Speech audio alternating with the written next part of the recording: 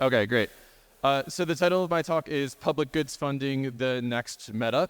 What I want to do in this talk is shift the perceptions that public goods are this hippy-dippy granola thing that we do because it's Colorado, and into public goods being a sustainable competitive advantage for your DAO ecosystem.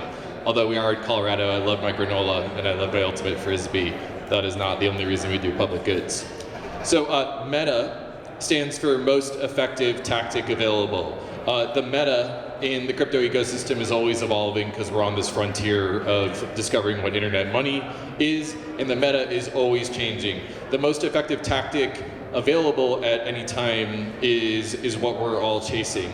So the core idea behind this talk is that funding your ecosystem's public goods is the meta. It's a sustainable competitive advantage as we turn from bear to bull to make sure that your ecosystem is able to fund what matters in its own ecosystem. So I want to talk about the evolving meta of public goods funding in this talk. LUCID appeared on Bankless in January of 2024 and noted that L2s compete on tooling, liquidity, virtual machines, token economics, public goods, security, and business development. Okay? So there's a bunch of different layer 2s out there that are all competing for block space consumption. They all have billion-dollar treasuries, and they're all competing on these different vectors with each other to attract developers and to attract users into their ecosystem. And so what I'm starting to think about is that public goods funding, Justin just listed on that list of other things in your ecosystem that you have to build. But I actually think that public goods funding and capital allocation is the way that you get all the other things. So tooling for your L2 ecosystem is a public good for your ecosystem. Liquidity for your L2 ecosystem is a public good. Virtual machines and so on are a public good for your ecosystem. So how will we build the ultimate machine that takes in money from these billion-dollar treasuries, takes in data about what's going on in these ecosystems and where there is impact or isn't an impact, and puts results out and make sure that the public goods that your ecosystem actually care about are the ones that are being funded. So at Gitcoin, we think that the way to win the L2 wars is to incentivize your ecosystem's public goods with grants. Grants are growth for these ecosystems, and we want to make sure that we've got capital allocation machines that allow these communities to fund what matters to them. This is some historical data from the Gitcoin ecosystem over 18 rounds of Gitcoin grants, and you can see that the number of developers, the y-axis, have increased over time as more and more capital has been poured into these ecosystems. So the metric is that for every $1 million worth of funding of public goods in the Ethereum ecosystem, which is what Gitcoin grants 1 through 18 were focused on, equaled 13 developers. So correlation, not causation, but $1 million of funding for public goods in the Ethereum ecosystem in Gitcoin's historical data set equaled 13 developers that are building in your ecosystem. Gitcoin has distributed $56 million worth of funding to public goods. Anyone have a Gitcoin grant in the audience? All right, half of you. Everyone's still listening. You can hear me despite the sound quality. Through 4.2 million unique donations and about 4,000 projects have raised money on Gitcoin. Gitcoin is evolving from just quadratic funding, which was sort of our namesake in the last cycle, to now doing direct grants, which is a way of just doing plain vanilla, sending funding to your project based off of criteria like milestones-based payout or RFPs, to also including direct grants, quadratic funding, and retroactive public goods funding. So basically Optimism, I think, has been a really amazing pioneer of retroactive public goods funding for the ecosystem. And I'm really proud to say that Gitcoin helped them build their voting software for RPGF round 3 and have been exploring that design space with them. We released a tool called easyretropgf.xyz that allows anyone to do a Optimism style retroactive public goods funding round for their ecosystem. If you want to do retro PGF for your ecosystem, come find me. It's something that we can support. And just zooming out from any individual mechanism, I think the thing that we really want to do is provide a Swiss Army knife to different people who are going to be allocating capital to their ecosystems and and making sure that they can fund the public goods that are that matter to their ecosystem. So I'm really excited about the possibilities in capital allocation in the Web3 ecosystem. I think we've now got programmable money, and I think the future of crowdfunding looks really weird and really interesting with respect to different mechanisms that we can use to fund what matters in our ecosystems. So basically, we started off with quadratic funding, but we're now exploring a bunch of different other coordination mechanisms, retroactive public goods funding, conviction voting. I think that we're going to experiment with private voting systems, maybe building angel investment tools in the future. And I'm really excited about prototyping and building different types of capital allocation that are going to allow ecosystems to fund the public goods in their ecosystems that matter. So for L2s, again, that is tooling, liquidity, virtual machines, token economics, security, biz dev. For an LRT ecosystem, that might be new different ways to integrate with eigenlayer. For other types of dApps, there might be other types of public goods that matter to their ecosystem. But each of these capital allocation tools that are going to be under the hood in Gitcoin grants are going to allow you to adapt to your ecosystem's needs and make sure that developers that are in your orbit are able to get paid for the public goods that they are providing.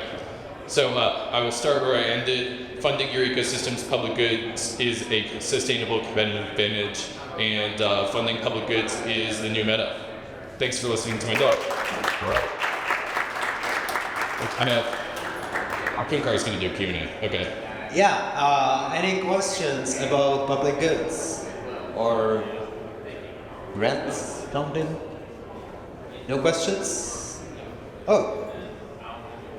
Alright, so, this is loud. Okay, so obviously you want to make it sustainable, right? And Gitcoin's and the counterpart of that. So when you're funding things like ecological things and pure public goods that are not developer focused, right? How do you make that a sustainable part of the ecosystem where it's money that's not just going one way, but is creating a whole ecosystem of flowing funds, or maybe it's just part of taxation from the fees or the treasury or whatever, but what's the kind of long-term funding for pure kind of public good type of stuff? Yeah, so the question was, I think one part, what's the long-term sustainable funding of this stuff, but also one part, hey, once we get out of the Web3 niche, what is the way that this kind of stuff is funded? Yeah, so I mean, I think that this market cycle, Gitcoin's really focused on expanding from QF to other capital allocation mechanisms like retro PGF and conviction voting, direct grants, things like that. And that sort of presumes that you have a treasury that you can allocate. And you know, Web3 has this really interesting property where these DAOs form and they have billions of dollars in their treasury from the inception of the DAO. So I think for this market cycle, we're not really focused on that at all, is the honest answer. But I think that as we mature and we make blockchain UX easier for people outside of blockchain ecosystems to use these types of tools, and that includes like solving for wallet UX, solving for gas transaction UX. Another problem that we're going to have to solve is what's the sustainable funding source for these things. I would like to live in a world where some of our tax dollars are put into participatory budgeting with tools like Gitcoin, and I know we're to enable citizens to help allocate where funding happens, but TBD, the honest answer is we're not quite there yet. All right. Hey, is there one particular like new funding mechanism that you're most excited about? Maybe it's like a pipe dream, you don't even know if it's really going to work. But like quadratic was like this idea. Even you hear the idea and it's like, wow, that could really change things. Is there anything like that stands out to you? Yeah, I mean, asking me what my favorite funding mechanism is kind of like asking, what's your favorite band? Like, I like bluegrass and I like electronic music and I like rap, but for different reasons. And I think that we're going to see a bunch of different. My dream scenario is that each DAO is allocating like less than 20% of their capital allocation is going through each individual mechanism, and it's because they're all good at doing different things. Direct grants is good just for its simplicity. That's why a lot of people are just doing regular grants right now. Quadratic funding is really good for democratic capital allocation. You can actually see this best for line down here. And retroactive public goods funding is really good because it's super easy to know which public goods were good and with the benefit of hindsight. And so each of these tools do one thing and do it well, like in the Unix philosophy style. And so I just can't choose any one of them, but I think it's in the plurality of all of them that it starts to get interesting because there's a lot of diversity of different projects that will be funded through the plurality of all the projects. So I'm a long-winded way of not answering your question, but I like all of them. Okay. Oh no. Quick follow-up question. What about is there another one beyond those that you think might make it into the fray and like be a top mechanism too? Yeah, let's get weird. So these are the ones that I'm sort of tracking right now, and I'm working with a group of developers who do rapid prototyping, and these are the ones that we might build. I think private voting systems are really important if you're going to fund public goods that are controversial, if you're going to be funding privacy coins, if you're going to be funding Ukrainian humanitarian effort, you don't want an on-chain immutable representation of you sending money to Ukraine if you're traveling to Russia, for example. I think that angel investing 2.0 is something that I'm really interested in. Like, what does a crypto native angel list look like that makes everyone in this room an angel investor? And we can break off a chunk of that capital that right now everyone has to raise from VCs in order to get their project off the ground. What if they could raise from their friends and family, and retail can get in before VCs? Like, that's exciting to me. Yeah, thanks. Impact attestations. I wrote this thread on the Gitcoin governance forum a few weeks ago about how the impact web of trust is going to change everything.